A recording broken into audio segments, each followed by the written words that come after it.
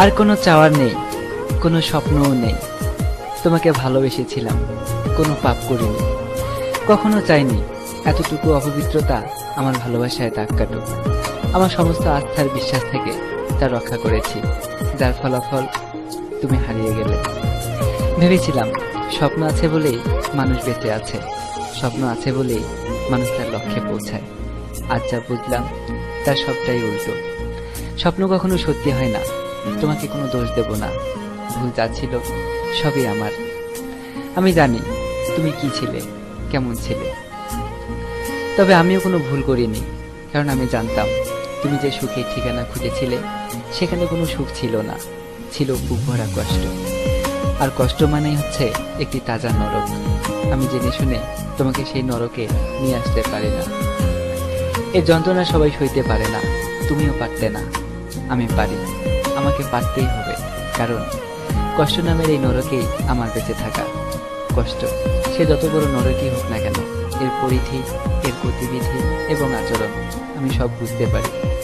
আমি জানি তুমি এটাই বলবে, আমি ধোঁকাবাজ, বেঈমান। কষ্ট হলেও সয়ে নেব, কারণ এটা আমার প্রাপ্য। আবেগে গা ভাসিয়ে দেওয়া যায়, কিন্তু খুব বেশি ধরে রাখা যায় না। যখন মুখ থুবড়ে পড়ে যায় তখন নিজে থেকেই এর কষ্টটুকু অনুভব করা যায়। আর এটাই হচ্ছে সেই নিষ্ঠুর বাস্তবতা। তোমাকে বোঝাতে পারবো না এতটুকু অনুতাপে আজ আমি কতটা পুড়ছি, কতটা যন্ত্রণায় বুকের ভিতর ঝড় বইছে আমার।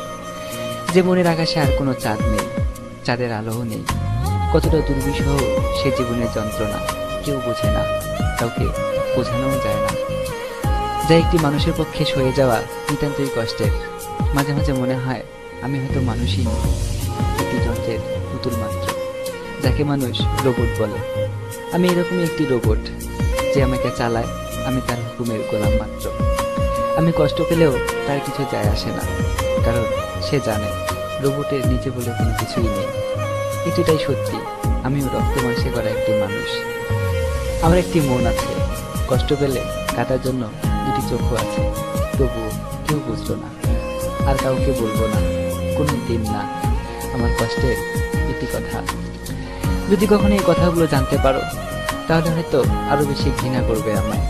তবু যদি পারো প্লিজ আমায় ঘৃণা করো না, এই ঘৃণার মানুষটিকে ক্ষমা করো। ভুলে যাবে জানি এই কথা।